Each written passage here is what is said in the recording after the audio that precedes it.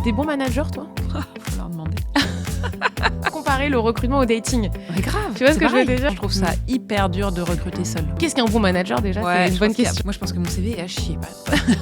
Vous pouvez faire de ce job quelque chose qui vous ressemble. Est-ce que c'est compatible avec ta vie perso? Il faut que l'entreprise te laisse le dire. C'est ça qui fait que tu vas être content de te lever le matin. Quand même, on passe la moitié de notre journée au taf. Là, j'ai besoin de recruter. Le premier truc que je regarde, c'est combien de temps elle est restée dans chaque poste. Centre d'intérêt, moi je dis qu'il faut toujours le mettre. Et les gens me disent, ah bon? Créer des produits qui font kiffer les gens. Écoutez, les entrepreneurs.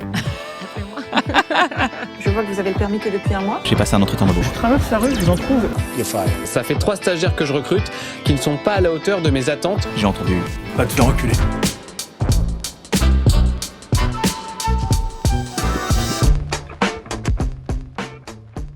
Salut, bonjour Marianne. Salut Lana. Merci beaucoup de venir. Je t'en prie, avec plaisir. Bienvenue sur Shortlist, les amis, 4e épisode. J'espère que les 3 premiers vous ont plu. Et si vous nous rejoignez, je vous invite à vous abonner pour suivre tous les épisodes. Aujourd'hui, on est avec Marianne Tessier. Marianne, je vais te laisser te présenter pour nous parler un petit peu de toi. Je peux te présenter si tu veux, mais je pense que tu vas mieux savoir le faire que moi. Bon. Alors, écoute, donc moi, je suis, on va dire, serial entrepreneur. On adore. J'ai cofondé les réseaux de salles de sport Néoness, donc en 2008, que j'ai revendu en 2022. J'ai cofondé Episode Sport Studio, qui en 2017, voilà. Et alors, je suis toujours, c'est toujours notre boîte, parce qu'on était 2 nanas associées. Maintenant, on est vraiment sortis de l'opérationnel, voilà. Et puis donc depuis 3 ans. Après la vente de Néoness, j'ai commencé à me former sur plein de sujets qui m'intéressaient. J'ai fait plein de choses qui me faisaient kiffer, mais je me suis formée en nutrition, je me suis formée en hypnose, j'ai fait les cours Florent, j'ai fait plein de choses comme ça. Et mon why maintenant, mon objectif, c'est d'aider les gens à bien manger. Donc j'ai commencé à créer des contenus sur les réseaux sociaux autour de ça, d'aider les gens à bien manger. Et puis j'apprends au fur et à mesure. Et là, je commence à avoir à nouveau une petite idée de boîte à créer sur le sujet. Donc, quand on est entrepreneur de métier, on n'est pas juste entrepreneur sur une expertise à un moment donné. Alors l'entrepreneur n'a pas d'expertise, justement. L'entrepreneur, il sait un peu tout faire, mais il apprend au fur et à mesure, mais on n'est pas expert. Mais c'est toujours, moi en tout cas, tout le monde n'a pas la même chose, mais c'est toujours une espèce de envie, genre t'es dit oh on pourrait faire ça, oh ça serait canon, oh ça je pourrais le twister comme ça et tout ça. En fait c'est créer des produits qui font kiffer les gens. Moi c'est mon truc, c'est je suis que dans le B2C et faire kiffer les gens. Ok, très bien. Ouais, faire du sport, de la bouffe, du loisir. Et comment il s'appelle ton compte Insta? Wonder Cook Mum. Trop bien. Ouais. Bon, écoutez, allez-y, j'irai voir moi aussi. Écoute, je vais rentrer dans le vif du sujet directement. Je voulais savoir, je vais te ramener en arrière un petit peu. Est-ce que tu te souviens de ton premier entretien d'embauche à toi, que tu as passé, ou que tu as fait les deux d'ailleurs, et ton premier entretien et celui que tu as fait passer aussi en premier? Alors, moi j'ai commencé ma carrière chez Procter & Gamble. Grosse multinationale américaine qui est une machine de recrutement avec un process de dingue où déjà c'était en 2001 gros truc en ligne avec tout en anglais, énorme dossier, déjà faut être motivé. Après il y avait un premier entretien, il y avait un test psychotechnique de 3 heures, il y avait je me rappelle un deuxième entretien on te demandait de répondre avec une méthodologie, c'est-à-dire contexte, action, résultat. Toutes tes réponses devaient être comme ça. Donc, et en fait, ils testent si tu es hyper structuré, parce que Procter, c'est une machine d'organisation, de structuration. Et donc, ils testent si les gens peuvent rentrer dans ce carcan, ou carcan, c'est négatif, mais dans ce mindset. Et donc, ils testent vraiment ta façon de fonctionner. Voilà, et donc un process de recrutement incroyable, et pour autant 50% de taux d'échec. Je tiens à le dire. C'est vrai. C'est-à-dire quoi de taux d'échec? C'est-à-dire que les gens s'en vont? Ouais, il y a 50% des recrutements qui ne fonctionnent pas. Ouais, d'accord, hyper intéressant. C'est hyper intéressant. Ouais, moi, hyper ça m'a intéressant. toujours à chaque fois, parce que on va en parler, mais les recrutements c'est compliqué, et en fait, faut pas trop se remettre en question. On a beau avoir des super process, etc. C'est vraiment pas une science exacte. Ce que je dis, c'est exactement, c'est pas une science exacte. On deal de l'humain, mine de rien, et l'humain reste imprévisible. Après, tu vois, là, moi, comme ça, là, tout de suite, ce qui me vient à l'esprit quand j'entends le process, c'est que je me dis, ça a l'air d'être un process hyper rodé, hyper limite très technique, avec beaucoup d'outils. Ouais. Et finalement, à quel moment l'échange et à quel moment on se perd, on se sent un peu les uns les autres. Et du coup, c'est peut-être cet élément qui manquait, non? Je sais pas.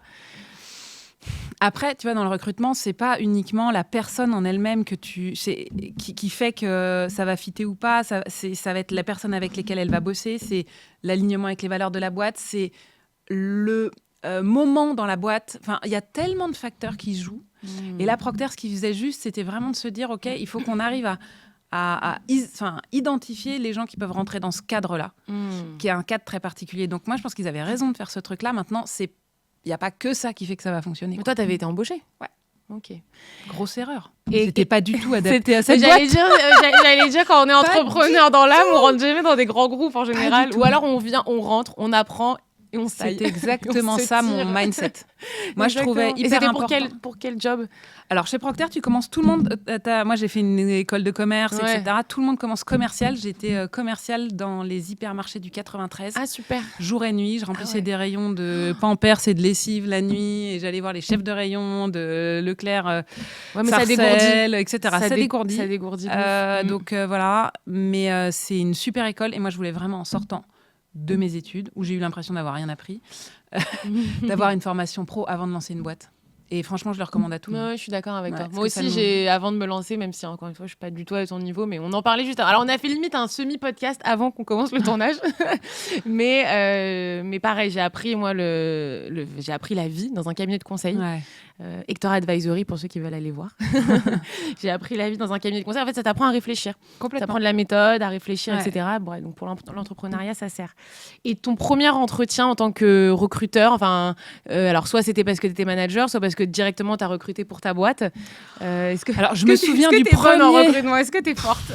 Je me trouve pas très forte en recrutement. c'est bien, ouais, ça, Non. Enfin, j'aime bien la lucidité. Ouais. Mais attends, peut-être pas. Hein. Non, je me trouve pas très forte. Après, je me souviens du premier salarié après ce que c'était le premier entretien. Je ne sais pas, et je me souviens pas trop de son entretien. Maintenant, nous, on a eu la chance chez Neoness. On a été accompagnés, je trouve hyper bien, par le mec qui a fondé toute la DRH de Decathlon. Ok, tu vois, et qui était le RH du premier magasin Decathlon et qui a fait toute sa carrière là-bas et qui a mis en place plein de méthodos et qui nous a vachement aidés là-dessus. Donc voilà, ça nous a quand même bien structuré. C'est-à-dire Donc qu'il vous a professionnalisé vraiment Ouais. le recrutement. Exactement. Donc ça, Ok, c'était ok. cool.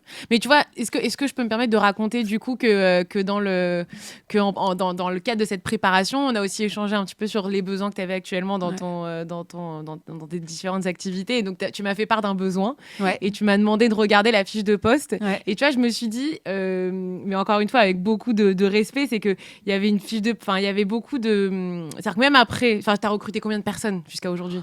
Alors, moi, perso, j'en sais rien, mais on a dû embaucher plus c'est de ça. 1000 personnes. Après, Ouais, c'est moi, ça. perso, si tu veux très vite, on a eu quand même des gens comme toi, des chasseurs de tête, des cabinets de recrutement. Ouais. Et donc, en fait, moi, je voyais en entretien final 2-3 personnes, mais des entretiens, j'ai dû en faire passer 200, 300. Ouais, c'est quand ça, même, voilà, et même exprimer et penser à des besoins de recrutement pour tu vois. tes Ouais, j'en ai équipes. fait plein, ça. C'est ça, voilà. Ouais. Et finalement, mine de rien, on a regardé la fiche de poste et on a Ouais. trouvé des axes à retravailler. Il y Ouais. avait quand même quelques écueils Ouais. dans lesquels les entrepreneurs peuvent tomber assez facilement de chercher beaucoup de choses, de Ouais. peut-être manquer un peu de catégorisation dans la fiche, et que c'est de Ouais. la manière d'organiser la fiche de poste. Et du coup, je trouvais ça intéressant et je me suis dit, finalement, même avec l'expérience, on peut encore tomber dans des écueils, d'où l'importance de se faire accompagner parfois Complètement. et aussi de se faire challenger. Et inversement, même moi, je me fais challenger tout le temps. Mais, Non, mais je suis d'accord. hyper Moi, franchement, intéressant. je trouve ça hyper dur de recruter seul. Ouais. C'est très, Pourquoi très dur. Bah, déjà, il y a quand même de la technique pour aller rechercher les CV, les bonnes personnes, etc. Le sourcing. Le sourcing, je trouve ça Bah, c'est super le plus dur. dur, hein, c'est ce qu'il y a de Ouais. plus critique. Le tri, c'est très long. Donc, Oui, quand tu es oui. entrepreneur, c'est Non, compliqué. puis vous Il y n'avez a pas le le temps. temps. Ouais, mais bien sûr. Et puis même, moi, je vais pas spoiler la suite, Oui. mais c'est un exercice que je trouve vraiment pas facile de voir Ouais. sur un CV, ok, est-ce que ça colle ou ça ouais. colle pas. Pourtant, il y a plein de petits signaux faibles sur le Ouais, CV qu'on ça repère. m'intéresse Mais il carrément. faut se forger se roder l'esprit quoi là-dessus. Moi, je pense que mon CV est à chier, par exemple. Pour Mais le en plus, on m'avait proposé de faire une rubrique genre fais le CV des personnes que tu invites et je dis bon, je sais pas, Mickaël il doit sourire derrière parce qu'il sait. Mais t'aurais pu nous donner ton CV, Marianne. Ouais, il date des années 2000. Ah ouais, c'est vrai. Parce que ça fait Ouais, longtemps tant que j'en mieux, ai pas donné. tant mieux. Mais voilà, et puis après en entretien, cette première sélection, et puis on voit pas les mêmes choses. Un entrepreneur, il est hyper pris par sa boîte, il y a une forme d'affect qu'un recruteur, tu vois. 100%, c'est hyper émotionnel. Ouais, le recruteur, il a plus la tête froide, tu vois. Donc je trouve que, moi, c'est vraiment un des premiers trucs qu'on a arrêté de faire seul. Ouais, c'est bien ça. Ouais. Ok. Écoutez, les entrepreneurs. Appelez-moi. Ok, très bien. Donc, du coup, toi, tu te dis que tu es mauvaise en recrutement. Bon, du coup, tu as du mal à... Ouais, tu me disais que tu as du mal à voir. Après, là où je me posais la question, c'est ce fameux point de bascule où, en tant qu'entrepreneur, tu te dis, OK, là, j'ai besoin de recruter. Là, j'ai besoin de déléguer. Là, je peux plus faire ou j'ai plus envie de faire. Est-ce que c'est parce que tu as fait le tour, en fait, de quelque chose et du coup, tu veux déléguer à quelqu'un? Ouais. Est-ce que c'est parce que tu es très mauvaise sur cette chose-là et donc, du coup, tu as besoin de meilleur que toi? C'est quoi ton moment de décision? Alors nous, quand tu es entrepreneur, tu commences quand même par tout faire. Ouais. Donc moi, j'ai fait tous les services, quoi. Évidemment, l'exploitation des clubs de sport, mais je me suis formée en compta, en finance, je me suis formée en IT, je me suis formée en RH, je me suis formée en marketcom, je me suis formée en commercial. Enfin, j'ai toujours défriché moi-même. Très bien. Et donc après, soit en effet, une fois que j'avais fait le tour et que je maîtrisais, j'étais capable de savoir qui je voulais recruter, sur quel profil, quels étaient les points, enfin, ouais, les forces et faiblesses, enfin les forces que je recherchais chez la personne, parce que sinon, franchement, quand tu maîtrises pas un métier, c'est hyper dur de savoir Exactement. qui tu veux recruter. Ouais, et tu Donc tu peux encore plus te tromper, quoi. Ouais. Et tu peux te faire avoir aussi, Oui. parce qu'il y a quand même quelques imposteurs, il y en a pas mal. Il y en a. Pas que, mais il y en a pas mal. Ouais, donc ouais. voilà, donc moi j'avais toujours besoin de faire ça. Et puis après, évidemment, tu recrutes meilleur que toi, c'est quand même l'objectif. Mais moi je trouve qu'il faut être quand même un peu sachant, Ouais. pour pouvoir aussi challenger. Tu vois ce que la personne te dit, ok, ça a du sens, et des choses auxquelles tu n'aurais pas pensé, mais qui ont du sens. Donc, après, quand tu es entrepreneur, ça grossit. Ouais, À un moment que tu maîtrises un truc, il faut absolument recruter parce que tu dois te concentrer sur autre chose, quoi. En fait, on a besoin aussi de se faire challenger, on en reparlait, ou d'avoir quelqu'un qui nous dit ah, moi, j'aurais pas fait ça comme ça, regarde, je te montre, on fait ça comme ci, comme ça, et aussi de faciliter la prise de décision sur ces sujets-là. Après, il y a des... Enfin, je sais, toi, ton domaine d'expertise, c'était quoi, finalement, ton truc à toi? Alors, moi, ce qui me fait le plus kiffer, c'est marketcom. Ouais, c'est ça.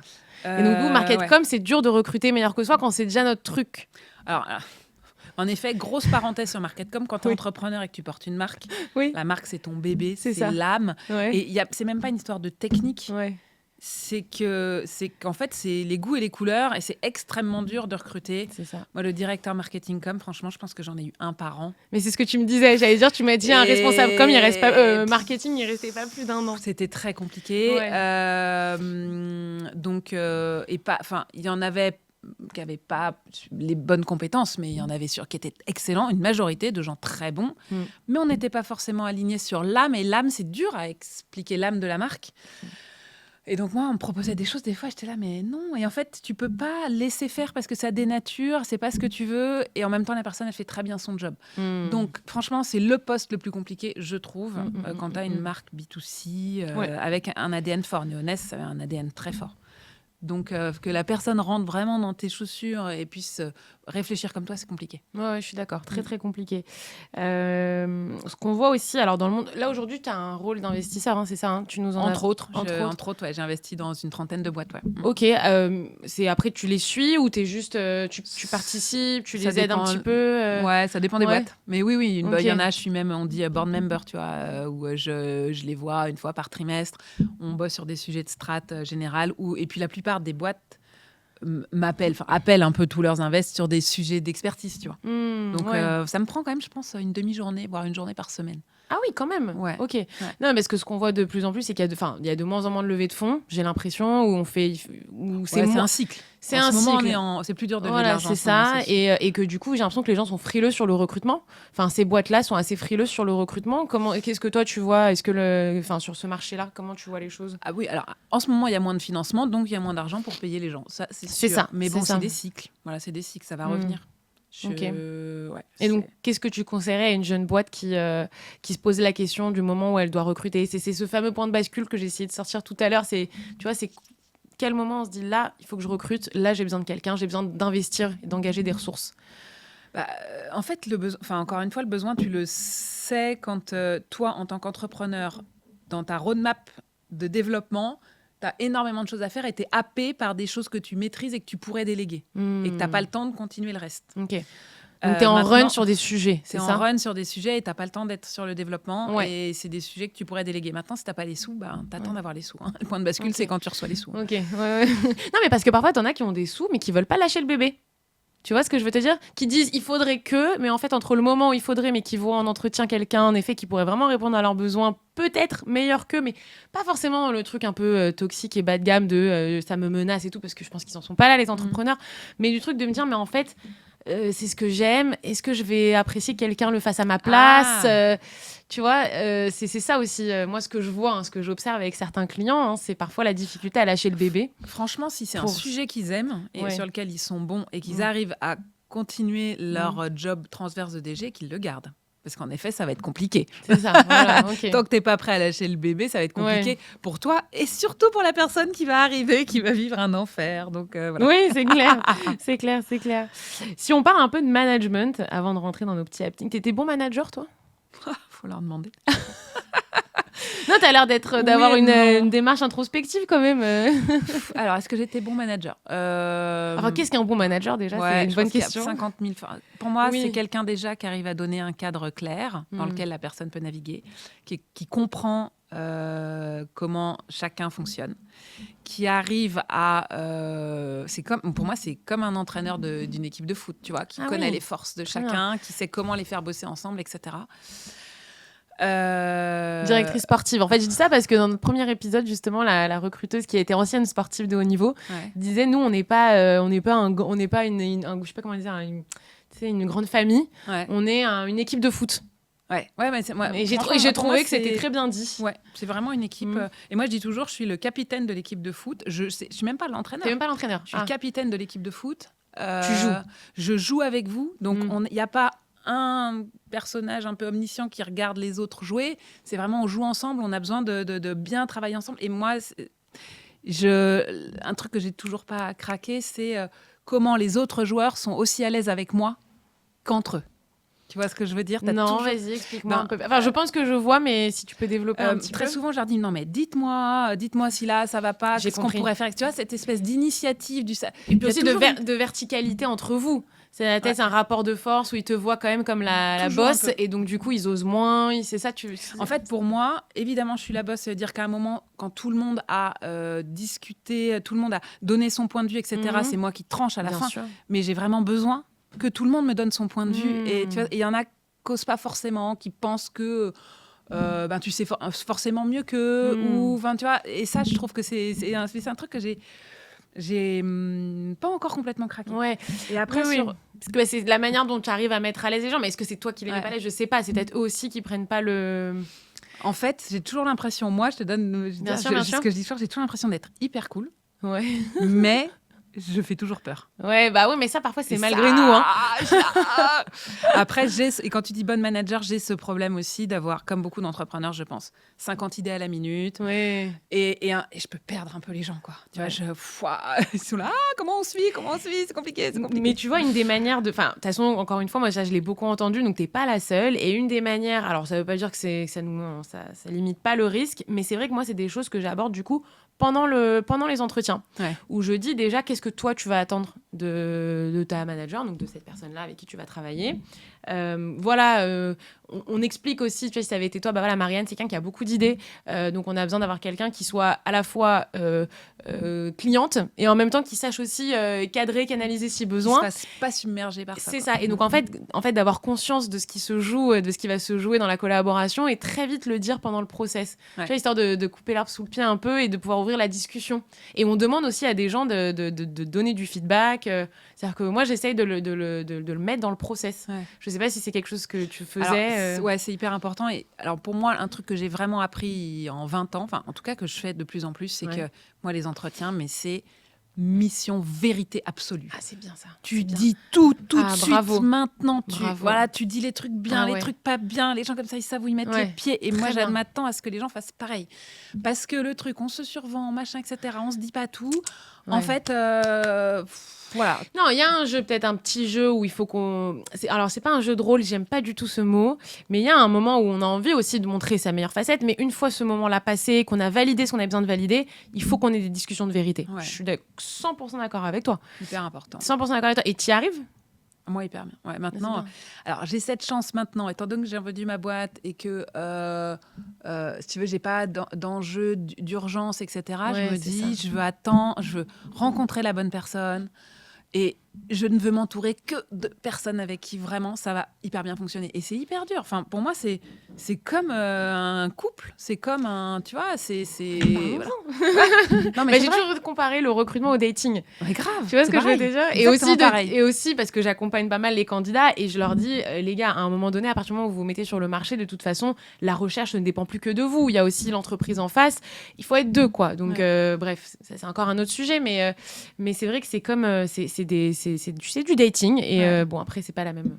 On joue pas les mêmes choses, mais c'est un peu. Mais moi, je trouve que c'est comme dans un couple. C'est-à-dire qu'il faut être. Moi, je dis toujours, la première chose, être aligné sur les valeurs de la boîte. Ça, c'est le premier truc. Si la personne n'est pas alignée sur les valeurs, ce n'est pas possible. Donc, être extrêmement clair sur les valeurs en entretien et réussir à identifier si justement le candidat partage bien les mêmes valeurs, parce que des fois, en effet, ils se vendent un peu, etc. Donc, il faut comment, dans l'entretien, tu arrives à faire sortir les valeurs. C'est ça. Et ça, je pense que ça s'éprouve dans le temps. Tu vois, il y a des gens parfois qui veulent recruter très vite. Alors, c'est bien. Ouais. Mais qui dit on se rencontre sur 2 fois 2 semaines. Mais là, moi, je leur dis, alors oui, aller vite, c'est bien, mais je trouve que éprouver dans le temps pour justement arriver à ce moment de rupture où le candidat, ça y est, il a peut-être un peu brisé sa carapace. Ouais. Et là, on est dans des discussions de vérité.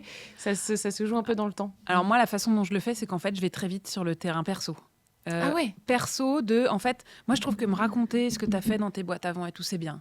Mais qu'est-ce que ton manager dirait de toi, gna, gna, gna, en fait, voilà. Moi, par contre, j'aime bien les faire parler de ce qui les anime à titre perso. Très Parce bien. que là, les gens, ils parlent à cœur ouvert, tu vois, des passions, de ce qui les emmerde dans la vie, etc. Et là, tu arrives, je trouve, plus à identifier les vraies valeurs de la personne. Ouais. Alors, On sujet va avoir la perso, pas rubrique. intime, On va avoir une mais, rubrique tu je pose ou je pose pas Ouais. sur les questions. Donc tu auras toute l'occasion, tu as une quinzaine de Ok. questions, tu pourras exactement dire quoi, comment, mais c'est hyper intéressant. Alors justement, tu me disais aussi avant qu'on commence à tourner, on parlait en fait finalement de quelle typologie de profil on a envie dans des boîtes qui vont vite.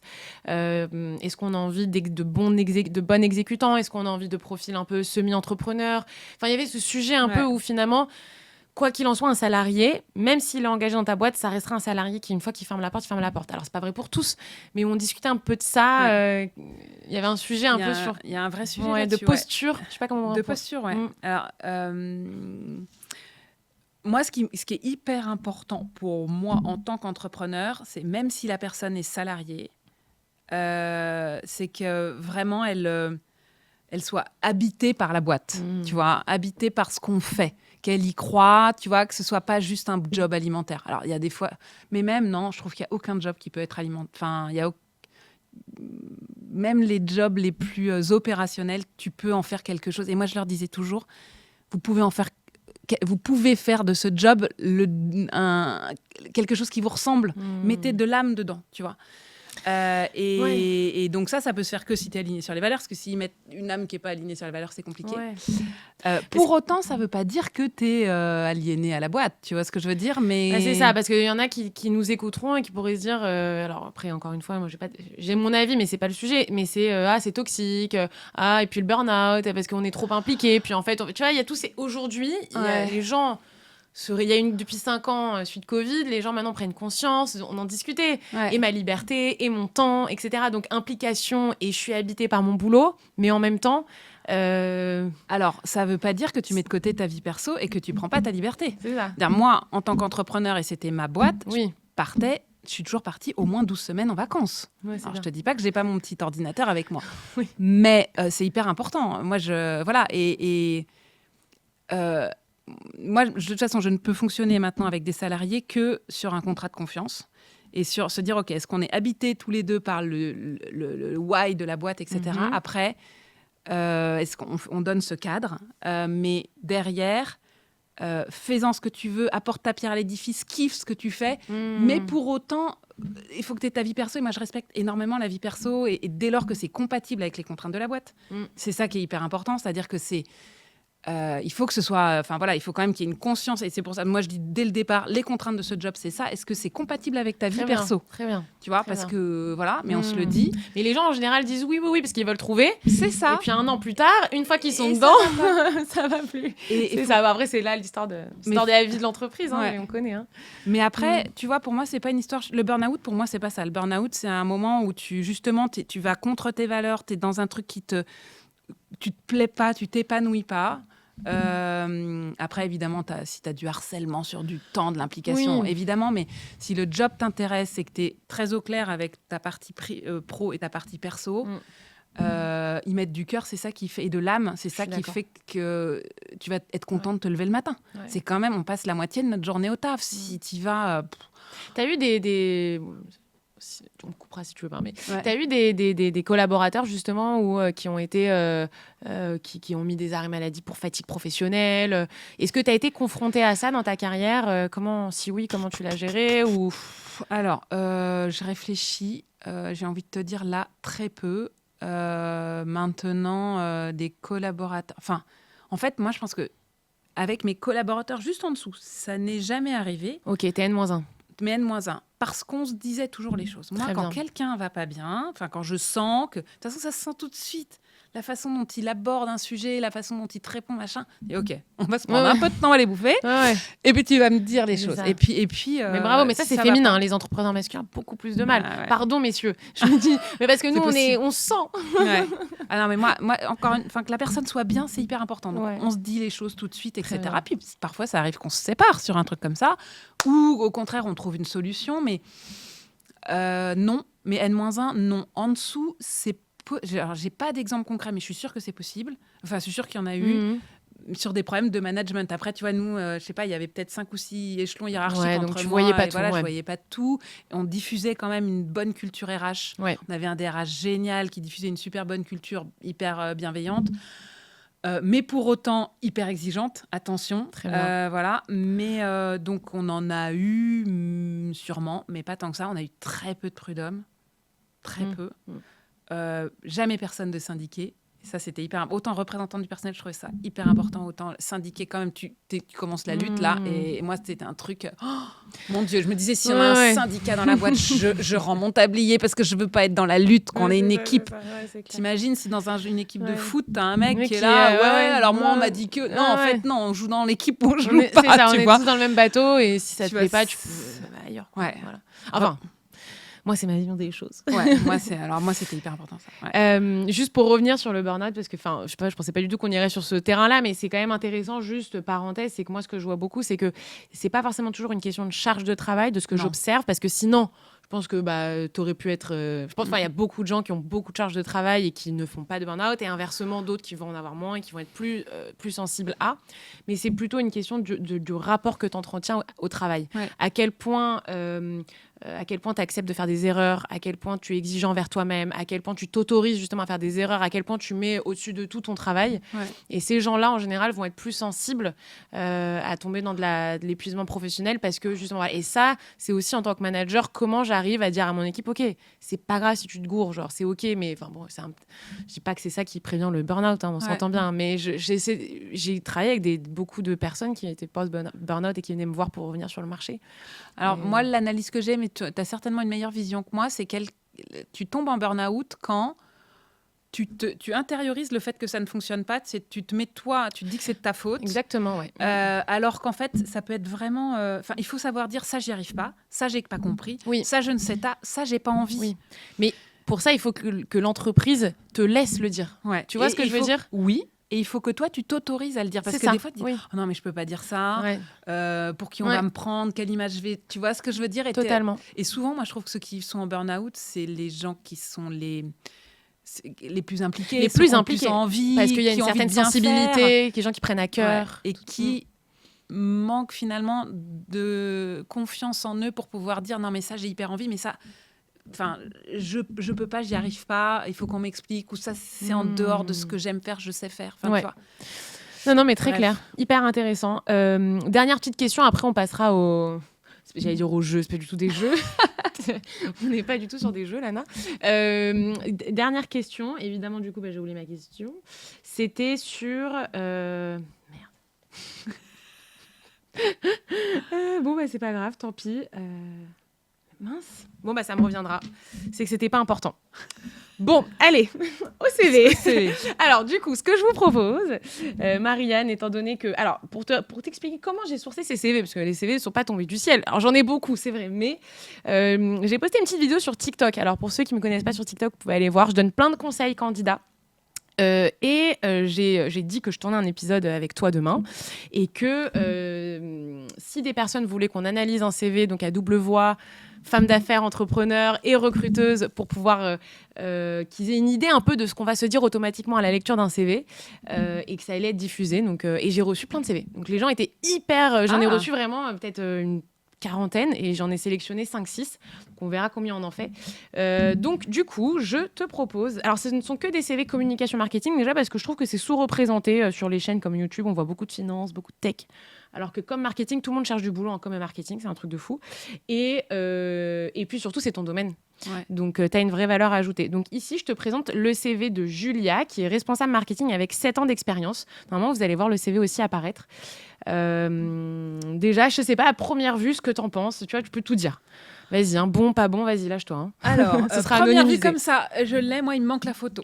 Ah oui, voilà, c'est ça, photo. Sa première, ouais. En fait, la photo, c'est pas du tout pour juger le physique des gens, c'est pour savoir...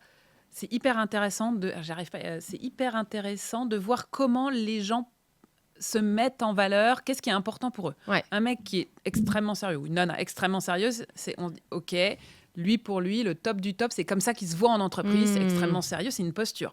La personne hyper souriante, solaire, etc., c'est aussi la posture qu'elle pense être la meilleure pour l'entreprise. Et donc, pour moi, on commence à voir déjà la psychologie de la personne sur la photo. C'est pas les traits physiques qu'on juge, c'est l'expression qu'elle donne. L'énergie que ça renvoie. Voilà. Moi, je dis qu'avec alors un CV, c'est une combinaison de plein de signaux faibles qui vont faire qu'on va appeler ou pas appeler un candidat.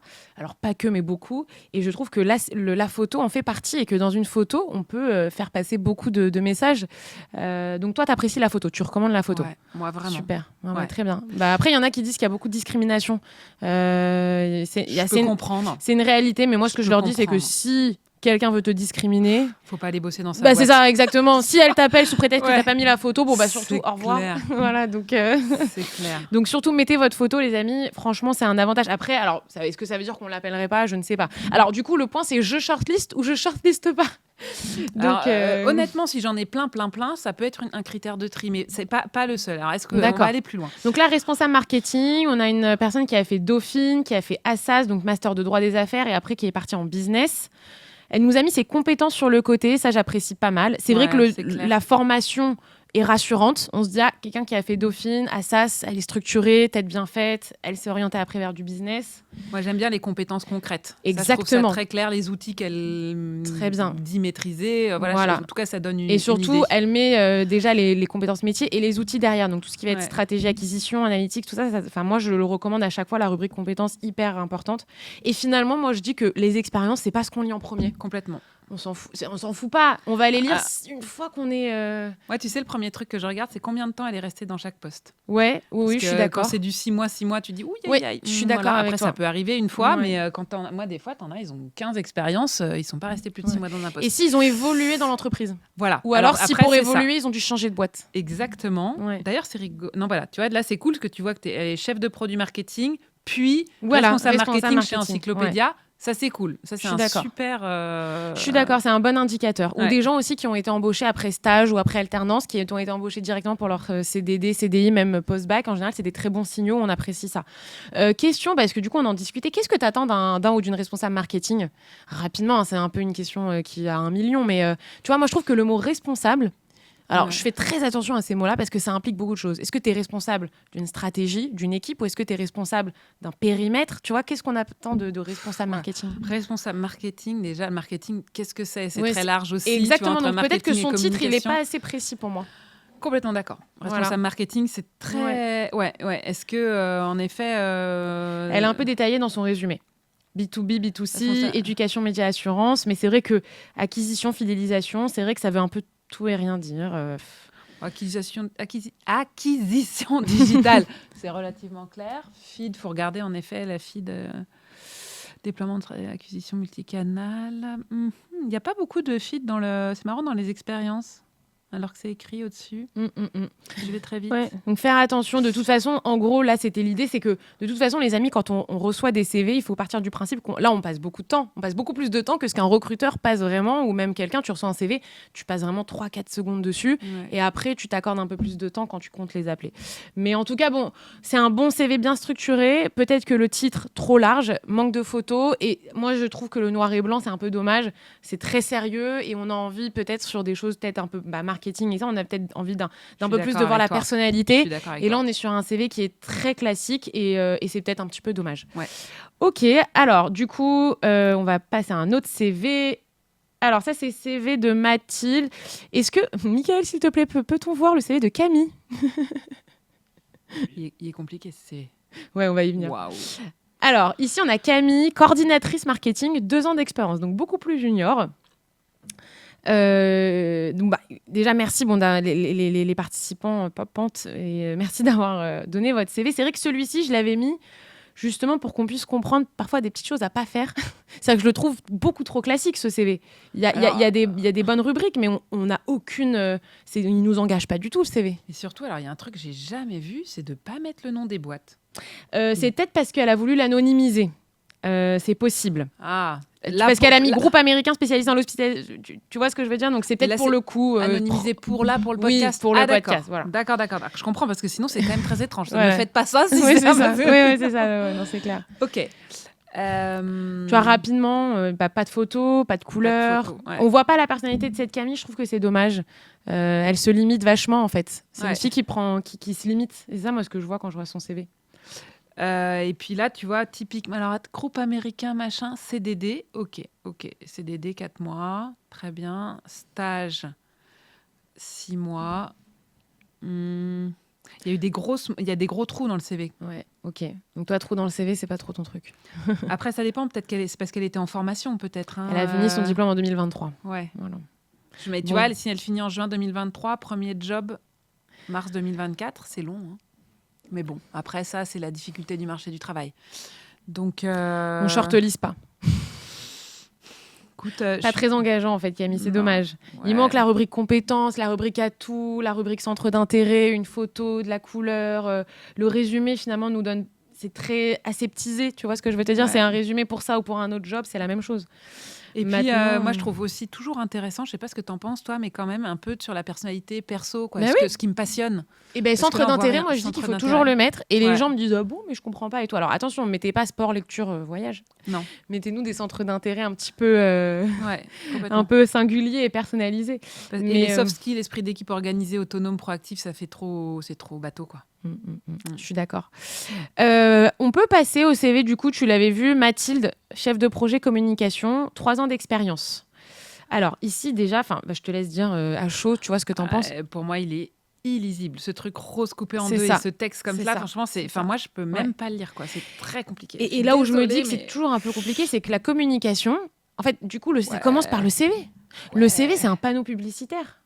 Donc quelqu'un qui communique, ça c'est vrai que c'est dommage. Bon, c'est terrible. Après, il y a les bonnes compétences. Et je pense qu'il y a des bonnes informations. On sent qu'il y a des bonnes informations, mais c'est peut-être pas organisé de la meilleure manière. Alors, c'est dommage parce que ça se trouve, elle a fait des trucs top, mais on n'a pas du tout envie de le lire. Non. Donc c'est super dommage. Même, on n'arrive pas à lire. On n'arrive pas à lire. Au moment où le truc rose coupe, en fait, faut s'approcher pour voir le mot, quoi. C'est clair. C'est très compliqué. C'est clair. Donc Mathilde, pour le coup, vraiment, en plus, tu vois, elle a mis CV interactif avec réalisation. C'est super ça, de mettre ses réalisations, de mettre des chiffres, de mettre des exemples hyper concrets. Donc je pense vraiment pour le coup que là, qu'il y a peut-être une mauvaise façon de présenter qui nous empêche complètement d'aller dipper, d'aller se mettre dans le CV. Et c'est dommage. Parce que je suis sûre qu'il y a plein de choses sympas à raconter. Elle a mis, je sais pas ce que c'est B2J, B2B. Ça, c'est pas mal aussi. Ah oui, B2G, je sais pas. Je sais pas. Bon, du coup, c'est dommage, on shortlist pas. Non. Mais peut-être pas pour la bonne raison. Du coup, Célia, chargée de com 3 ans. Ah. Bah, tu vois, au moins, là, c'est une vraie proposition. Ouais, complètement. Alors, il y a une vraie proposition. On sent un peu l'âme de la personne derrière. Exactement. Ça, c'est chouette. La personnalité. Ouais, complètement. Il y a une photo, elle a fait un petit match, ses cheveux et le fond. J'ai bien aimé. Il y a le portfolio. Mais on est guidé, tu vois. On est guidé, ouais, je suis d'accord. Après, je pense que là, il y a un problème peut-être sur l'écran, parce qu'on ne voit pas bien la police. Je sais pas si c'est... Voilà, sur ordinateur, on voit un petit peu mieux. On voit mieux. Formation, ok. Compétences, réseaux sociaux, tac, langue, création. Alors là, je trouve que sur la partie compétences, ça manque un tout petit peu de concret, justement, avec des outils maîtrisés. Ah bah non, ils sont Elle en les dessous. a mis en dessous, les outils maîtrisés. Ouais. Non, mais c'est pas mal du tout, ça. Ouais, c'est pas mal. C'est pas mal du tout. Moi, j'aime bien la certification Meta. C'est rassurant. Ouais. Parce que tout le monde pourrait se dire chargé de com, mais tout le monde n'a pas une maîtrise certifiée. Donc moi, j'aime bien, je trouve ça rassurant. Alors après, par contre, on n'a pas... Ah si, 2021, 2022, 2022, 2023, mars, septembre 2024, 2024 aujourd'hui. Bionex, chargé de com, donc la freelance. Moi, j'aime bien qu'elle était en freelance parce que du coup, tu vois, elle a mis des mots-clés, stratégie social média, création de contenu, gestion de réseaux sociaux. Donc, quelque part, en fait, et elle nous a mis pas mal de chiffres aussi, on ne voit pas, mais il y a beaucoup de chiffres, tu vois, plus de 30%. Donc, en fait, quelque part, elle comprend aussi que la com, c'est pas juste pour de la com, c'est parce que ça répond à un enjeu business et à des objectifs de visibilité, de notoriété, d'engagement, etc. Ouais. Et j'ai l'impression que cette fille a compris, que Célia l'a compris. Et je trouve ça pas mal. Je trouve intéressant aussi le portfolio en haut. Mais 100%. C'est cool. LinkedIn, Insta. Alors, LinkedIn, ok. Insta, si c'est du perso, c'est okay. Moi, j'y vais direct. Je vais voir. Donc, mais il faut faire attention, quoi. Je suis d'accord. Après, il y en a parfois qui sont créatrices de contenu et du coup qui montrent comment elles créent leur propre contenu. Ouais. Moi, qu'est-ce que t'en penses ? Ouais, j'aime bien. On shortlist ? On shortlist. Ok, pas mal. Bon, écoute, allez, un dernier pour la route, comme ça on est sûr d'avoir de la matière et après on passe aux questions je pose ou je ne pose pas. Chanel, marketing produit et trade marketing, 4-5 ans d'expérience. Ok. Alors, la photo, c'est cool. Ouais. Après, la mise en page, elle est compliquée, je trouve. Je suis d'accord. Très compliquée. Et moi, j'ai mis du temps avant de voir qu'il y avait un truc qui s'appelait expérience entrepreneuriale et et une rubrique qui s'appelait expérience professionnelle. Et encore une fois, je pense qu'on est un peu sur le même sujet que sur Mathilde. Il a l'air d'avoir des choses intéressantes d'avoir dans son CV. Elle a eu des expériences entrepreneuriales. Bon, il y a beaucoup d'expériences pro. Je pense qu'elle aurait pu enlever pas mal les petits CDD, les trucs, les stages à son niveau. Elle aurait pu enlever. Il faut arbitrer. C'est un arbitrage, le CV. Mais c'est vrai que la mise en page ne facilite pas la... Oui, elle facilite pas du tout la lecture. Voilà. Et EM Normandie, nanana. Mais oui, tu vois, il y a des bonnes formations. Elle s'est formée un peu partout. En fait, il y a des bons signaux, mais comme quoi, vraiment, la mise en page, les amis. Ouais, et il n'y a rien pour le coup sur le perso, sur ses passions. Voilà, ça, on sait pas, on cerne pas trop la personnalité. C'est ça. Il y a un problème de mise en page. Et un problème de... Enfin, il manque le côté plus perso. Mais on sent une envie. Tu vois ce que je veux dire ? Complètement. On sent que c'est quelqu'un qui a envie de nous faire passer un message, qui a envie de nous dire voilà ce que j'ai fait, voilà ce que je veux. Avec la photo, il est complet, son CV. Il y a de l'envie, il y a de l'implication. Sur l'exécution, je pense que ça pourrait être mieux fait. Après, tu vois, c'est écrit passionné par le marketing et l'univers du luxe et de la beauté. Je trouve que son CV ne colle pas du tout avec l'univers du luxe.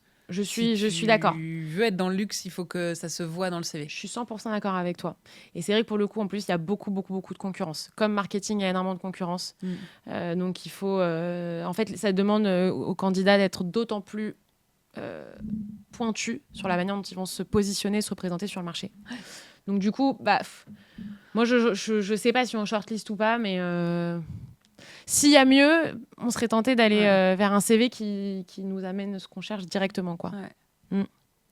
Ok, bon, on a été un peu sévère, mais en même temps, je pense que ça rend service aux gens et c'est des personnes qui ont voulu se prêter à l'exercice, donc merci beaucoup. Merci, Et pour le coup, si le format vous plaît, envoyez-moi plein de CV et puis je pourrais le refaire. Là, on a été aidés, mais je pourrais le faire toute seule. Ok, alors du coup, maintenant, on va passer à une autre rubrique, c'est je pose ou je pose pas la question en entretien. Vous comptez avoir des enfants bientôt ? Alors, pas du tout. D'autant que nous, on a déjà même recruté quelqu'un enceinte. Tu vois. Okay. Alors, pourquoi pas du tout ? Enfin, moi, je trouve que les très bons candidats avec lesquels on est aligné sur la vision, ils ont les compétences pour le poste. C'est tellement rare qu'un congé mat, c'est 4 mois. Et ces 4 mois, c'est chiant. C'est très chiant. honnêtement. Et on peut le dire. Et on peut le dire. Voilà. Mais, nous, on n'a jamais regretté, par exemple, de l'avoir fait. Tu vois. Donc, évidemment, très honnêtement, c'est forcément un petit point faible. On va pas se le cacher. Mais s'il y a tellement... ça en vaut la peine. Ça en vaut la peine, ouais. Ok. Donc, voilà. Donc, si on trouve la bonne personne, on la prend, c'est pas grave. Même s'il y a un risque de congé mat à venir, enfin, risque, on s'entend, hein, attention, hein, c'est des heureux événements, mais c'est vrai que quelqu'un qui recrute un peu dans ses premières ressources, on a envie d'avoir les gens à 100%, mais en même temps, c'est dur de trouver la bonne personne. Après, bon, typiquement, elle, on était vraiment alignés sur tout l'ADN, les valeurs, l'envie, etc. Évidemment, elle n'a pas bossé pendant son congé mat, mais elle a tout laissé avant son congé mat pour que ce soit hyper bien géré en son absence. Elle, quand même, elle avait envie d'avoir des news, etc. Elle est revenue hyper motivée et tellement reconnaissante qu'on l'ait embauchée enceinte que, en fait, ça... bah oui, c'est clair. Bah oui, tu m'étonnes. Ouais. Vous êtes en bonne santé, pas trop d'arrêt maladie? C'est impossible à poser. Je pose pas. Non. Vous préférez travailler avec des hommes ou des femmes? Moi, je la pose, ça. Ouais. Je la pose parce que c'est toujours intéressant d'avoir la réponse de la personne et ses expériences, etc. Après, pour le coup, on était une boîte hyper mixte, mais on était 2 fondatrices. Exactement. Donc, voilà. Je peux la poser, mais la réponse ne sera pas discriminante. Ouais, voilà. Pourquoi vous vous êtes fait virer de votre dernier job? Ah oui, ça, je pose, évidemment. Hyper important. Bien sûr. Et quelqu'un qui s'est fait virer, tu prends? Bien sûr, c'est possible. Ça veut pas forcément. Ça veut pas forcément. Non, au contraire. Enfin, au contraire, non, pas au contraire. Mais il faut que la personne soit hyper au clair de pourquoi. Moi, je peux me faire. Enfin, je me suis pas fait virer, non, mais j'aurais pu. Tu vois, et c'est pas grave, parce que des fois, voilà, on n'est pas fait, on fonctionne pas de la même façon. On n'a ce pas qui les marche mêmes pour visions. une boîte n'est pas forcément équivalent pour l'autre boîte. Nous, petite parenthèse, Neoness, on a revendu à un autre acteur. Ça n'a pas du tout fité et la plupart de mes collaborateurs se sont fait virer par le repreneur. Et pour autant, ce sont des pépites absolues. Selon moi. Donc voilà, se faire virer, c'est pas forcément... ça dépend pourquoi on s'est fait virer. Je partage. Vous seriez prêt à travailler le week-end ou tard le soir si on vous le demande? Alors moi, je demande beaucoup de savoir quelle vision ils ont de la flexibilité. Parce que moi, j'ai besoin de travailler avec une vraie flexibilité. C'est ma culture. Il y a des gens pas du tout. Et par contre, pour autant, c'est la flexibilité dans les 2 sens. Donc oui, c'est un rapport au travail qui est important pour moi. Mais dans les 2 sens.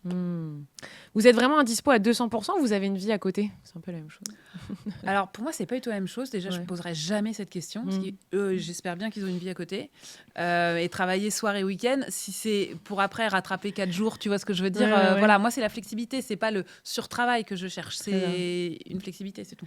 Il y en a plein d'autres, mais je vais choisir. Vous avez déjà menti à un manager ou une manager? Alors, je pense que tout le monde a déjà menti à ses managers, donc pour moi, c'est non discriminant. C'est ça. Vous êtes plutôt woke ou old school? Alors déjà, ou de droite ou de gauche, ils m'ont dit. Ah ouais, non, politique, non. Non. On m'a déjà demandé de vérifier des choses politiques pour intégrer la boîte, parce qu'en termes de culture, ça allait être compliqué. Je t'ai dit, mais comment tu veux que je demande ça? Ouais, c'est compliqué. Non, je sais pas, non. Ok, vous avez quel âge? Ça, on le sait, non, normalement. Donc on pose. Franchement, non discriminant aussi, mais pour moi, on le sait, mais vraiment non discriminant non plus, donc pas intéressant, mais on le sait. Donc, vous êtes un peu hypersensible ou vous tenez la pression? Alors, je vais pas dire... cette façon de la poser, c'est quand même hyper hardcore. Bien sûr. Par contre, de savoir comment les personnes résistent, gèrent le stress. Franchement, nous, on a toujours été une boîte assez speed, avec des enjeux, avec des moments... il faut quand même pouvoir gérer le stress, c'est sûr. Il y a des candidats qui se disent, putain, si on demande s'ils gèrent le stress, ça va être un peu c'est red flag pour l'entreprise, mais... Je pense c'est pas qu'il faut poser la question, mais en effet, il faut interroger la personne sur sa capacité à résister à la pression. Et dans une boîte, il y a de la pression. On est d'accord? Oui, après, c'est pas toutes les... Ouais, moi, c'est plus... Disons que ça dépend, encore une fois, de la culture de la boîte. Tu as des boîtes qui vont être hyper... qui existent... Tu as des boîtes familiales qui existent depuis 50 ans, où tout est déjà... Tout fonctionne et ça évolue pas. Voilà, nous, ça évoluait tout le temps. Il faut pouvoir être confort dans un truc où ça évolue tout le temps. Et quand ça évolue, il y a des échecs, il y a des trucs qui fonctionnent, il y a un espèce de truc comme ça émotionnel. Moi, j'aime C'est bien clair. savoir si la personne, elle va être confort dans ce Et si elle va suivre dans le bateau contre vents et marées. Ouais, c'est ça. Ouais, c'est ça. Du coup, est-ce que toi, il y a une question que tu poses à chaque fois en entretien que tu aimes bien poser pour connaître un peu plus la personne, ou une question que les candidats... Moi, j'aime bien aller toujours sur le terrain perso, mais pas perso, intime, quoi que ce soit. Mais souvent, je demande qu'est-ce qui vous a fait le plus kiffer à titre perso ces dernières années ? Qu'est-ce qui vous a le plus plombé à titre perso ces dernières années ? Parce que là, on arrive vraiment, les gens répondent de façon extrêmement naturelle, extrêmement franche. Moi, je cherche toujours la vérité, la franchise, etc. 100%. Et quand on va sur ce terrain-là, perso, en général, les gens en parlent et ça amène des discussions. Et là, on arrive à cerner plus la personne. C'est un début de discussion, mais voilà. Hyper intéressant. Bah écoute, Marianne, merci Je t'en beaucoup. prie. On aurait eu, je pense, beaucoup d'autres choses à se dire, mais on doit vous quitter parce que sinon ça va être trop long. Merci beaucoup. Tu veux Avec plaisir. clôturer un petit mot de la fin sur ces sujets-là, candidats, entreprises. On avait dit, il y a une petite guéguerre entre candidats et entreprises qui ont du mal à se parler. Un peu, Parlez-vous franchement des deux Exactement, côtés. voilà. Super. Merci beaucoup. Je t'en prie. Et rendez-vous pour le prochain épisode. Merci d'avoir écouté cet épisode. Si ça t'a parlé, si tu as appris quelque chose ou que ça t'a fait bouger une ligne, pense à t'abonner et à mettre 5 étoiles là où tu nous écoutes et à laisser un commentaire. C'est le meilleur moyen pour faire circuler ce podcast et donner plus de place à la transparence dans le monde du travail. Merci d'avoir écouté cet épisode. La conversation, si ça t'a parlé, si tu as appris quelque chose ou que ça t'a fait bouger une ligne, pense à t'abonner et à mettre 5 étoiles là où tu nous écoutes et à laisser un commentaire. C'est le meilleur moyen pour faire circuler ce podcast et donner plus de place à la transparence dans le monde du travail. Si tu veux continuer la conversation, tu peux me retrouver sur LinkedIn, Instagram et TikTok. À très vite.